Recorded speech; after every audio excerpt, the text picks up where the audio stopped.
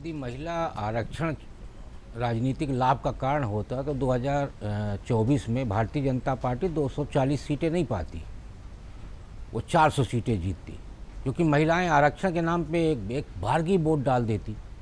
लेकिन महिलाओं का जो वोट देखा गया है, भारतीय जनता पार्टी शासित राज्य हों या गैर भारतीय जनता पार्टी शासित राज्य हों, वहाँ दो तरह के वोटर पाए गए। एक वो जो बहुत पढ़ा लिखा हुआ है, वो डेवलपमेंट के नाम पे वोट देता है, और दूसरा वो जिसे हम फ्री बीज कहते हैं, पर फ्री बीज कहने की बजाय यदि हम डायरेक्ट बेनिफिट कहें तो ज़्यादा अच्छा है। महिला घर की अभिभावक होती है, और भारत में 6 लाख गांव हैं, और उस 6 लाख गांव की महिलाएं बराबरी से काम करती हैं। उनको भी लगता है कि हमारे हाथ में 2 पैसे होने चाहिए, लेकिन 2 पैसे नहीं होते। तो तमाम राज्य सरकारें उन महिलाओं के हाथ में 2 पैसे देना शुरू किया, और जब उनके हाथ में 2 पैसे आए तो उनका रुझान उस पार्टी की तरफ गया। तो इसका फायदा मिला पिछले 10-12 साल में मिला बीजेपी को मिल मैं रहा इसीलिए है। बोला कि सिर्फ भारतीय जनता पार्टी नहीं, गैर भारतीय जनता पार्टी शासित राज्यों को भी मिला, वो अपने सामने उदाहरण के तौर पे। तो इसलिए ये कहा जाए कि महिला आरक्षण विधेयक पारित हो जाने से भारतीय जनता पार्टी बंगाल और तमिलनाडु जीत जाएगी, और केरल तो खैर हो गया, बंगाल और तमिलनाडु जीत जाएगी, और बिल गिर गया तो अब इसका फायदा डीएमके को हो जाएगा और उधर ममता बनर्जी को हो जाएगा। देखिए, दोनों जगहों पर एक बंगाल में 11 सीटें भद्र लोग की हैं और चेन्नई की 11 सीटें शहरी लोग की हैं।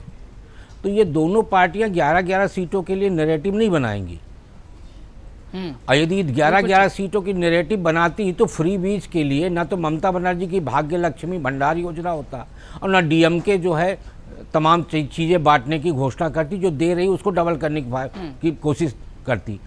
सवाल यहाँ पे ये नहीं है कि महिला आरक्षण विधेयक का कितना लाभ होगा। मुझे नहीं लगता कि भारतीय जनता पार्टी इन 2 राज्यों के, जिसका 23 तारीख को 29 तारीख को वोटिंग होना है, उसके लिए 3 दिन का विशेष सत्र बुलाएगी, और ये जानते हुए भी कि विनोद जी जैसे कह रहे हैं कि पता था, तो ये जानते हुए कि इस पे हम 2/3 बहुमत नहीं जुटा सकते, तो विधेयक गिराने के लिए, अपनी हार दिखाने के लिए, और वो एक सत्र बुलाएगी, स्पेशल सत्र बुला के, और अपनी हार का प्रदर्शन करेगी। भारतीय जनता पार्टी की राजनीति इतनी अस्थिर है, ये तो मैं आज तक नहीं देख पाया, चाहे वो सत्ता में रही हो या ना रही हो।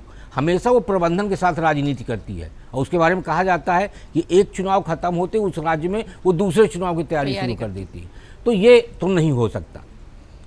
बार बार जो आरक्षण के टाइम पे महिला आरक्षण को लेकर एक बात जो कही जाती है कि भाई उत्तर और दक्षिण, तो दक्षिण के राज्यों में सीटें कम होने वाली हैं, उत्तर के राज्यों में बढ़ने वाली हैं। मैं जब जनसंख्या का अनुपात निकाला गया 2011 का, तो उसके बाद मेरे मन में आया कि जनसंख्या वृद्धि का कारण क्या है, क्या वो फर्टिलिटी रेट है।